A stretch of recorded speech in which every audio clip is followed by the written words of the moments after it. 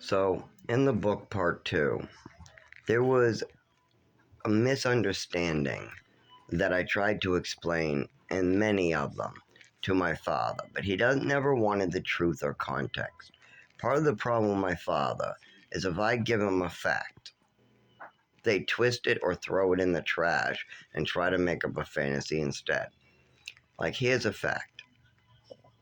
I did well in school, fact, and Worcester. I helped out another student that was struggling in my class. Here's another fact. My mother was completely off the rails nuts. I was the only kid in the entire school who was in this grade. It's a much, much further grade. Remember that. This isn't kindergarten. This isn't first grade. This isn't even fifth grade. This is way past that. I am like 14 years old at this point, 13. I'm in Worcester. I did well in class, but my mother wants daily notes like I'm in kindergarten or something. And the school tried to tell her no, and she flew off the rails again. So they agreed, and they brought somebody special in the class, just the right notes for my mother. So they wrote a good note, and they wanted to show it to me. They said, "We're going to send this home." And then I said, "It looks good, looks fine to me." It says I did a great job helping another student, in other words. Just a bunch of, filling in the blanks, but basically you did a great job, extra effort, stuff like that. They said, "Well, what do you think about that?" I said, "Oh, that's good." They said, "I bet your father rewards you for a note like that, huh?" And I'm like, "No, no, no." And I put it in my bag. I'm like, "Yeah, you're right. I get a good note, and I'll probably have some crazy thing, or she'll just throw it away, or who knows." But anyways, it's a good note. About time that somebody tries to, show me, "You did a great job today, Zach." "Oh, thank you, teacher's aide and teacher." And the teacher's right there going, "Really? You did?" And we're going to give you this good note and make sure your mother gets it. We want to let them know you're doing good. So I put the note in my bag, whatever. I bring it home. I give my mother the note. My mother flips the hell out like a crazy person. Remember, she's a crazy nut. So I come downstairs. She goes, "What's the meaning of this note?" I'm like, "I did a good job." "What do you mean, what's the meaning of doing a good job?" I tried to do better and help out another student. What? What are these three words right here? I said, it basically is exactly as it says. "What do you mean?" "I mean, the words are very clear. It says I did a good job." She goes, "No, no, no, no. But if you think of it this way, and you kind of like fantasize about it for a minute, it kind of means something different." And she's trying to convince my father, Henry, to kind of twist this words around a little bit, take it out of context somehow, and or something like that. It was really twisted. I remember it being like, take a couple words out of context and ignore the rest of them, and maybe you could twist it into something you didn't understand, but it wouldn't mean anything that way. It wouldn't make any sense by twisting it out of context. If you just read the note as it is, it made perfect sense. I did a better job. Don't get me wrong. I've had my mistakes. I've been confused before. I've never done anything on purpose to hurt or make anything damaged, or either. The worst thing I did is get a cigarette habit, and I stole some money, like silver dollars, to pay for my cigarettes. But it was never any intent on hurting or doing any bad. I always tried to do my best. But we all make mistakes during childhood. We're children trying to learn. And I, oh boy, with all the pills being forced into my body, being moved all around the country, having different influences at all times, having a mother who really didn't want to teach me right at all, having a father that was elderly and really didn't want to be a father, all these things make it very difficult on a child to really just learn what the hell is going on. And that's one problem that made it hard for me to understand my mother was doing horrible things to me, because she had other names for it. No overdose was called an allergy attack. Her slipping me pills was me taking my pills. Me getting sick on 3 Halloweens. All of a sudden, when my mother needed to get her way, that was just the curse. We called it the Halloween curse. Just randomly getting sick on Halloween after taking my mother's pills that she gave me. "Here, Zach, take these pills. It's afternoon time." And then all of a sudden I get sick. My mother had all these names for it. And every time I bumped in the furniture, she would call that self-harming, even though I said, "I'm not doing it on purpose. I'm just bumping into stuff because my nervous system is screwed up, and I don't have words for nervous system." So I'm saying my body's like lightning in the back, and I'm bumping into stuff. And Of course, my mother goes, that's something else. And she had all these crazy names, she never wanted to really take responsibility for what happened. Doctors knew what happened. My mother knew what happened. I knew the symptoms of what happened. I was speaking about it at the doctor's office, and my mother kept on burying it. Everything else she wanted for psych. All this crazy psych stuff, she wanted to double it and make it worse, but no. And there's a lot of misunderstandings as well by taking things out of context. For instance, that note where I was talking about. So my mother takes it out of context, tries to make new meaning. But of course, the teachers know what happened. The teachers, they know what happened. I know what happened. So she's not going to fool any of us. She's trying to fool my father, and she's going nuts. So she goes, well, I'm writing a note to the school. I'm like, good, do that. And you're punished and whatever. I go, fine, whatever, crazy woman. And I go up in my room. The next day I go to school with this crazy note. I don't even read it. I don't even want to know what craziness is in there. So I give the note to my teacher. Well, my teacher gives it to the teacher's aide.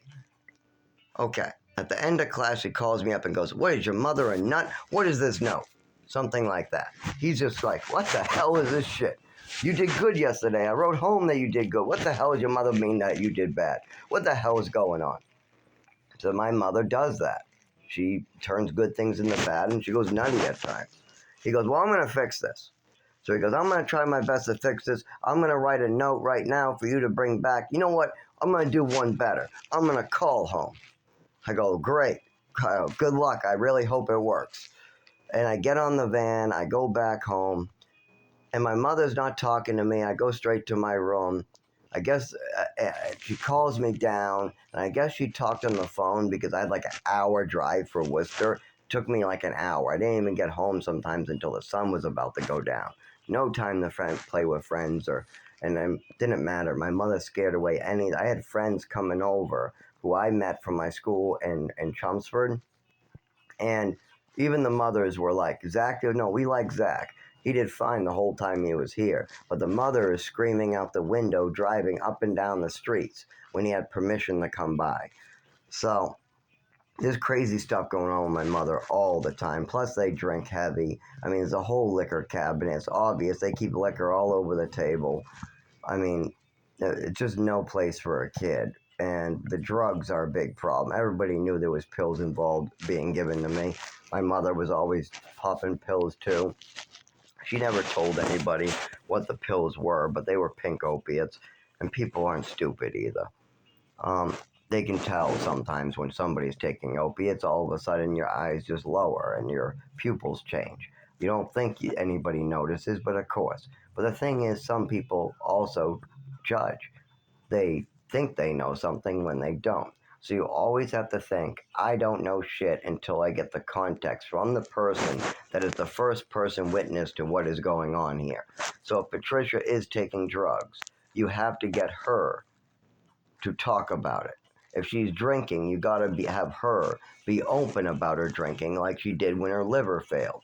When 20% of her liver was working and she's in the hospital for liver failure and she comes home and she goes right for the liquor cabinet and starts drinking, that tells you she's an alcoholic. She's telling you, I'm an alcoholic.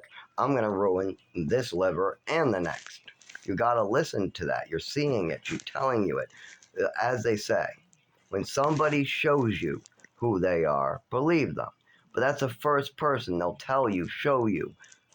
But if you're not looking for the truth, if you're just looking into fantasies that some woman spun that's not even alive no more, or you're trying to look in memories of things that were spun about you, because that's all my father has. Like, oh, I got one for you. He was trying to belittle me about having no money at the age of 18 after he just stole everything. There was all this stealing going on from my social security, from my stuff, stealing my education, my health. And he wants to talk about fucking money. You're not going to have any money. You're not going to have any money. He's talking about money shit as he destroys any way that I could even stay alive. He's planning on this. He's trying to make sure that he can point out that I'm not going to have any future ahead of time. but he doesn't want to do anything about the situation. So I tell him, oh, I got 26,000 put away. And I want to see how he responds. Now, that is a lie. Absolutely, I did lie. But my father's also lying through his teeth constantly to me, so I figured one was okay. No, it wasn't. Just because my father wants to lie and act like he's some truthful, honest individual doesn't make it true. And it doesn't make it right for me to do something. Like, for instance, if I steal illegal meds out of my father's cabinet. Maybe his wife brings in illegal Percocet and Xanax, and I find them while trying to see what my mother left after she passed away. My mother passes away. Literally, my father won't even let me visit her after she dies, and I get a call from a lawyer that my father is doing some funny business with money that I could inherit that was meant for me. And so I asked my father, he lies about it. There's a bunch of lying going on. So I check in there. Let's say I do that. And my father takes all the stuff meant for my children. He takes everything I was planning on giving my children that I was going to sell. And then I decided, no, no, no, I'm going to give it to my children one day. I also have things from ex-girlfriends. I have things from the orphanage. I have things I bought from work. I was working very hard on a farm and other places. They paid me peanuts, but they did pay me at a young age. When I was working in Worcester, that same school in Worcester put me to work at like 14, no, probably 15. It was before you needed a learner's permit, right before. The school allowed it because I was actually going to school, and then they were setting up the work.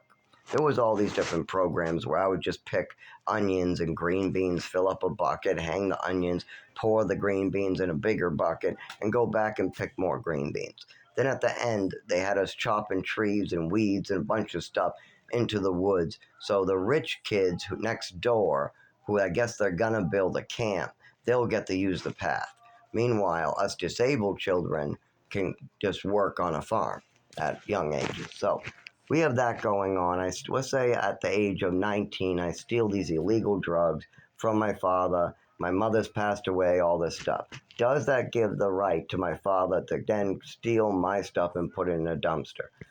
Does it give him the right to try to rush over to the bank to steal the money that was supposed to be mine? For years, I won some money. That was probably the one I won, and I put it in a bank account. We've already said it's my money, but my father's had his eye on that money for a while. He's wanted to put it in his name joint account. I've seen the look whenever I say, "Oh, well, that money I won, that money I won." I've seen the look on my father's face. He's like, "No, no, no. I gave you the $5 for the lottery ticket, so I'm gonna take some." I know that was gonna be an argument. I can see his eye on it. There's all these different money problems with my father. But what he doesn't understand is I don't give a fuck about money. I care about sufficiency, family love, Jesus Christ, working together, not lying to one another, the truth. I mean, if he wanted my inheritance and we were supposed to split it, all he had to do was have a conversation with me. He didn't have to lie and have the lawyer call me because he's doing something sketchy. And then he has to lie and lie and lie and say, I don't know anything about it. I don't know anything about it. I don't know anything about it. If your lawyer is calling me saying to talk to you about it, you know something about it. So you're lying. But it's too late now. He could have been honest with me. But these are the type of problems.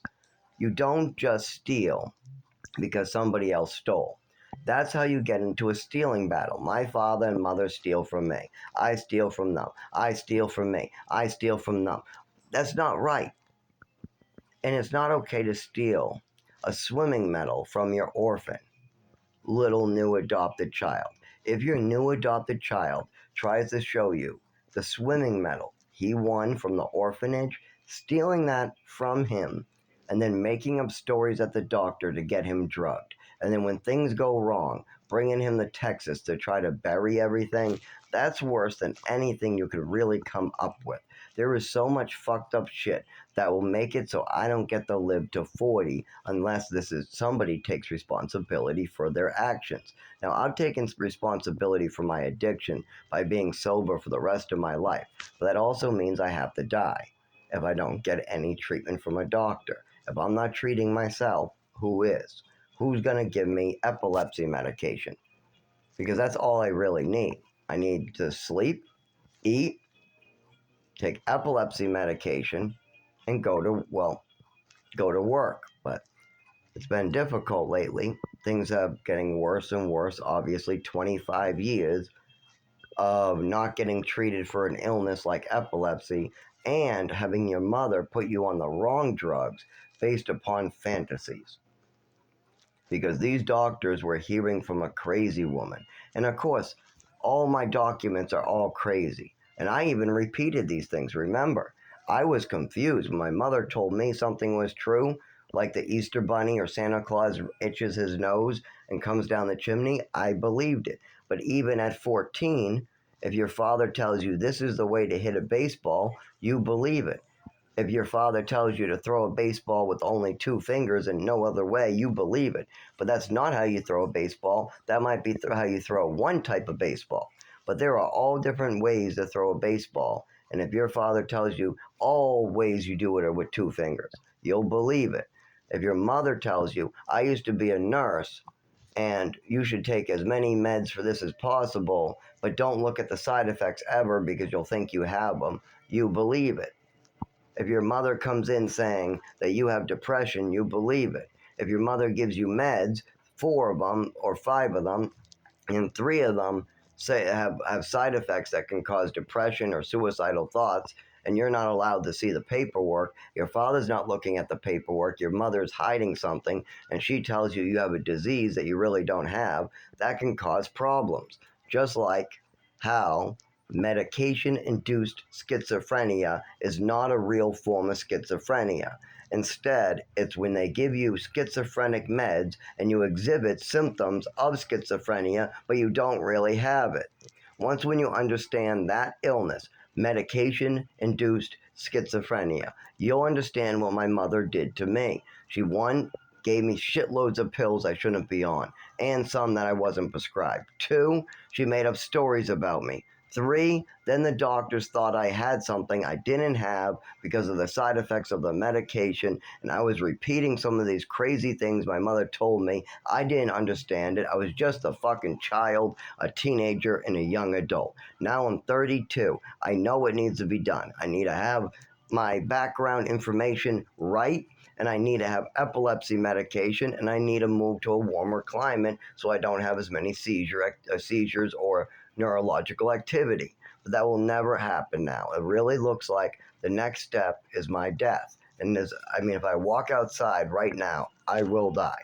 I will have a seizure, be unconscious. Either a car will hit me or I'll be left on the side of the road for too long having more seizures. If I stay, I will die. I will run out of money and they'll throw me out anyways. How about a shelter? No, my father made sure no shelter would take me until I have documentation of my illness.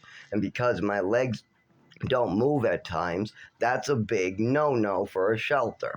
Okay, how about driving and staying in your car? Again, not being able to move your legs and arms properly at all times is a big no-no. And this was going on during childhood, but my mother and father hid it from the family pretty well. But they saw it at times, but I did not understand it. I just used to say, that happens.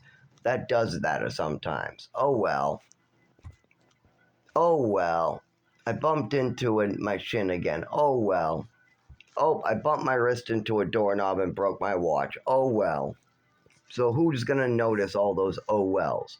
Nobody. That's why you just have to listen to me now, and you have to understand that everybody knew my mother was crazy. They just didn't know how crazy or why or how or what to do about it, and they never wanted to talk about it openly.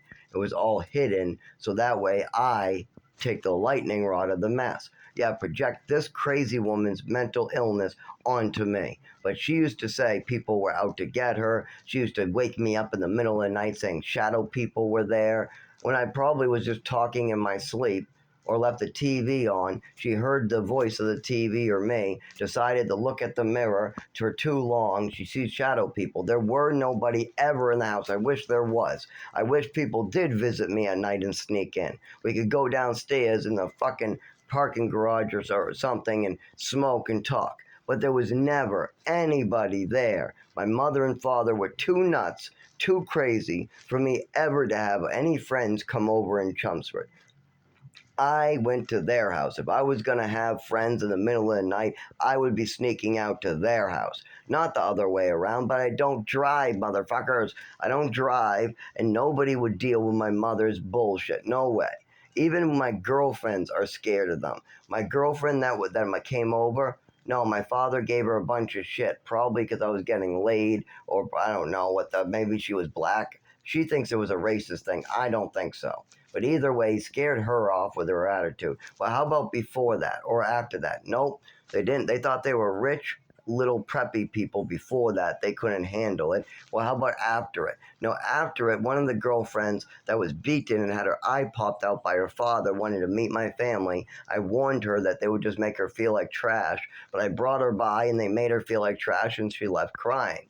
She was probably talking about some stupid shit. She used to be like, I want to have kids one day. And I said, we can, but you need to get your shit together. There has to be many, many years from now to then.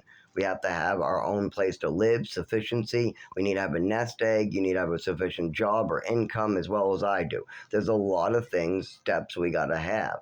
And so I used to tell her this, and she would have these great fantasies, and that's fine. But she was mentally ill where she was just couldn't work. She was happy-go-lucky, but she couldn't handle the real world and people going, you need to do this, you need to do that, you need to do this, you need to do that.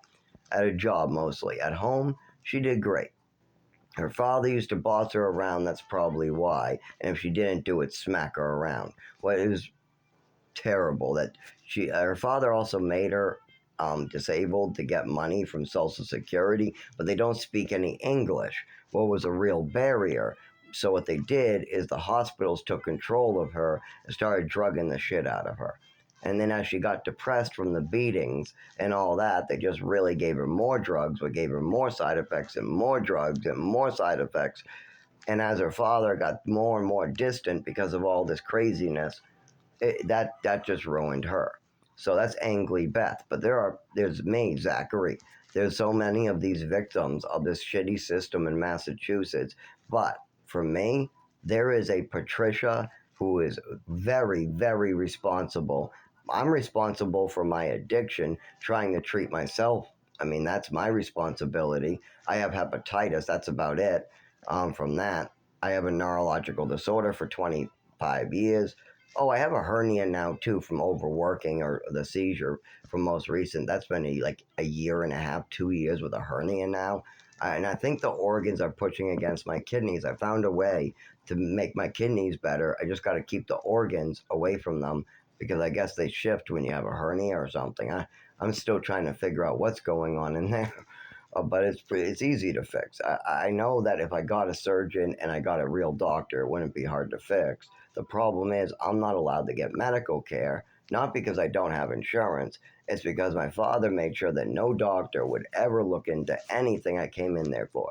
If I hurt my leg, had a fracture, and it got infected, forget it. It's going to take me 40 trips, or I'm going to have to go in there over and over until I have like flu-like symptoms and a fever from it. Then they might. I mean, even then, I'm going to have to go back over and over. Probably tell me I have a cold when it's an infection from a fracture in my leg. It's just impossible with these people. Not because they're bad. It's because they're reading my father's and mother's case on me. They are seeing a different Zach than is really here. If I just change my name, I could probably get medical care. But instead, I'm stuck with the name and the family I got that I invested everything in. Yes, I even lost my housing at 19 because I invested everything in my father. The state of Massachusetts came forward with paperwork that said my father did some illegal stuff. Now, he thinks it's no big deal, but it is. You stole rent that had to go to my program. $600 a month for over a year. You also had me illegally filing paperwork because I had to file for food stamps. I didn't know that he was stealing money and lying. Also, he was using it for a house and property that he's planning to sell soon. Meanwhile, this is all illegal. And also, I'm missing out on classes I need. I was supposed to be going to classes but I wasn't allowed to go because my father said something different. These are classes for people who are disabled on Social Security, the same Social Security my father has. These kids are all very similar situations to me. Even AP, Aaron Mears. Aaron Mears had a family too. I mean, exactly. But he wasn't on Social Security, but Darren was. The other girl upstairs was. The other girl across the hall from Catherine was. I mean, almost 80% of the kids there were on the same Social Security my father was collecting in my name. I'm almost 20 and I'm supposed to be taking classes to figure out how to use this and reapply. They have classes on how to reapply when it comes time. Instead, I had a month and a half, 2 months to reapply as my mother and father sucked the money dry and got caught. Then they wanted me to bail them out. I offered, I said, I'll bail you out, but you have to do what's right this time. You got to do what's right. And they couldn't. The first chance they had to bail on their side of the bargain after I got them out of trouble, they took it. Not only that, when they sold the house, my mother passed away. So not only did he steal money there, he also stole money from my inheritance, what I didn't care about. I just wanted honesty from him. That's it. But now he'll probably yell, "You want honesty? I'll give you honesty now, you motherfucker." All mad he'll probably get. That's how he deals with things, with anger and insults and trying to call me some evil thief that does drugs and junkie. Meanwhile, he's drunk as a fish on gin, taking a benzo with it, the two most dangerous drugs. I mean, he has no idea the substances that he's putting in his body and the consequences. Neither did I until about my 24 years old. When I hit that point, I started realizing every molecule in every system and everything. Like the molecules in sassafras are the same molecules as in cinnamon, just a smaller percentage. You know what that molecule is? MDMA, or MDA is really what it contains. MDA is a precursor to MDMA, what's a drug. So yes, cinnamon and sassafras bark both contain MDA. I started learning about basic health plants too. Everything from regular lettuce to wild lettuce to spinach to parsley to kudzu vines being a replacement for spinach, turning edible sumac and kudzu vine flowers into a delicious jam, using kudzu vine to cure alcoholics of their alcoholism. I can even make a kudzu vine anti-abuse oil where if you use it, you get rid of your alcohol cravings, and if you do try to drink, you supposedly don't feel great. But it's not like antabuse where you get very sick if you try to drink. It's more mild. But yes, kudzu vine pure oil extract, and there's a chemical that they're working on to use as a medicine in America, hopefully. I could be the first person to make this into a medication. They're using the oils in China, but how about if I isolate the chemical that does this, and then I make a new type of antabuse out of kudzu vine? What's everywhere. It's a big problem. It's everywhere. But I'm not allowed to make a cure for the alcoholics. I'm not allowed to try to do these things. I don't even get to go to a doctor. I don't get to go to work. I don't get to use a shelter. And I don't get to collect Social Security. Why? Because of choices and statements my mother and father made and are still making. It's almost impossible. If I go to a Social Security doctor, they'll want a psychologist every time to talk about my mother's statements, not the statements I'm making about lack of movement in my legs, the speech problems. My mind is perfect. I can think without my speech. My speech gets cut off at times. What you're hearing out of my mouth is not what I normally sound like before this happened to me. That everybody caught this big change. It's getting more and more high pitched and girly. It almost sounds childish, this voice. But that doesn't mean that the words are different. My brain and the words I'm trying to convey are the same. If I say my mother was an evil woman who destroyed my nervous system in this way, that might sound childish in this voice. But if I write it down on a piece of paper and I describe that it's still going on with nobody putting it down on paper, listening, that's different. But the voice and the walk and the body, my father's statements and the shit going on makes it hard for everybody to understand the context of what really happened. Plus the moving me to state. So I get to die instead, not having any human rights, not being able to be treated like a human because of all this psychological bullshit. I don't need any psychological bullshit. I need epilepsy medication. I need to be treated for this condition after 25 fucking years. You can't treat this condition with psychology. 25 years of that have got worse. Do you really think doing the same thing over and over and over and over and over and over and expecting different results are going to work? I'm telling you, there's something that works. Why don't you fucking try it?